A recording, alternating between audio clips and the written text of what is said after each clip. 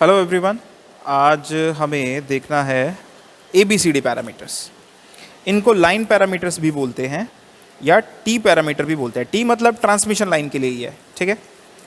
तो ABCD parameters देखो ज़रा, सेम 2 पोर्ट नेटवर्क है हमारे पास, चेंज एक होगा। अब हम करंट को हम स्टैंडर्ड नोटेशन में I2 को इनवर्ड्स लेते हैं, लेकिन जब हम ABCD पैरामीटर कैलकुलेट करते हैं या उसके स्टैंडर्ड नोटेशन की बात करते हैं तो I2 की डायरेक्शन राइट साइड में होती है, लोड की तरफ होती है। ये जो पैरामीटर्स हैं ये ट्रांसमिशन लाइन में हम कैलकुलेट करने के लिए काम आता है। क्यों?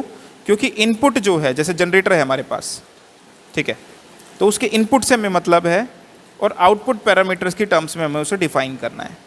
तो यहाँ पर देखिए V1 I1 इनपुट की फॉर्म में लिखे हुए हैं ये पैरामीटर्स, और आउटपुट की मदद से हमने इसको लिखा हुआ है। करना कुछ नहीं है, बिल्कुल सेम प्रोसीजर है। आपको फिर से KCL KVL लगाना है और इस फॉर्म में इनको लिख लेना है इक्वेशंस को, और ऐसे में जो नंबर आपके पास यहाँ पर आएंगे that will be called as our ABCD parameters. फिर से आप देख सकते हैं इस इक्वेशन में अगर A और C निकालने हैं तो हमें I2 0 करना पड़ेगा, और B और D अगर हमें निकालना है तो V2 0 करना पड़ेगा। तो 2 बार में ये एक्सपेरिमेंट परफॉर्म होगा।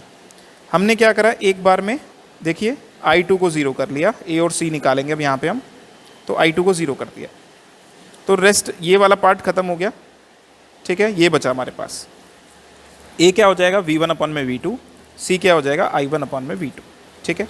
ये हमने लिख लिया यहाँ पे इक्वेशंस। रीडिंग जो हमें मिलेगी यहाँ पे किस किस की मिलेगी, I2 0 है, बाकी 3 पैरामीटर्स हमें मिलेंगे। नेक्स्ट ये हमारा सर्किट है। ओपन करने के लिए, इसको ओपन करने के लिए हमने क्या करा, वोल्ट मीटर तो लगाना पड़ेगा वोल्टेज मेजर करने के लिए, बाकी इसको हमने ओपन छोड़ दिया। इसका रेजिस्टेंस इनफाइनाइट होगा आइडियली, तो हम इसको ओपन मान सकते हैं। इस केस में करंट 0 होगा तो एमीटर की ज़रूरत है नहीं। लेफ्ट साइड में एमीटर है हमारे पास, वोल्ट मीटर हमने लगाया क्योंकि हमने वोल्टेज कितनी इंप्रेस की है दैट विल हैव टू सी। तो यहाँ पे V1 वोल्ट मीटर से पता चल जाएगा, I1 एमीटर से पता चल जाएगा, और इन रीडिंग्स को हम यहाँ पे लिख लेंगे, और ये रेशियो निकाल करके हम क्या निकाल सकते हैं, A और C निकाल सकते हैं। ये जो है ये यूनिटलेस है, ठीक है, और ये जो है इसकी जो यूनिट होगी वो होगी हमारे पास ohm inverse, because ampere per volt है ये।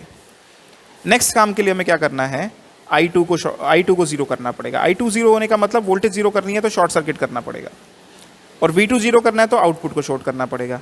लेकिन करंट होगा इसलिए हमने एमीटर लगा रखा है, वोल्टेज 0 ही है तो वोल्ट मीटर लगाने की ज़रूरत यहाँ पर नहीं है।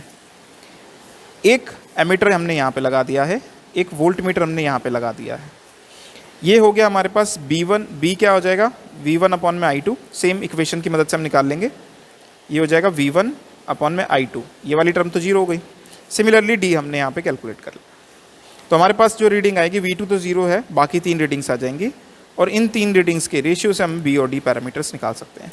Finally, we will be having all ABCD parameters, okay, for the circuit experimentally. Next हमें क्या करना है, सेम यही चीज़ हमें, हमारे पास जो ये पैरामीटर्स है, ये जो सर्किट है, देखिए हमने यहाँ पे कितना है, R1 R2 R3 1 kilo ohm है।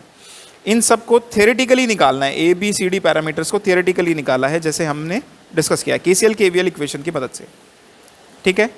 और फिर उनको कंपेयर करना है, देखना है कितना इनमें एरर आ रहा है, ठीक है। दैट्स इट फॉर टुडे, और अब हम इसके बाद इसको किट पे करके देखते हैं। Thank you.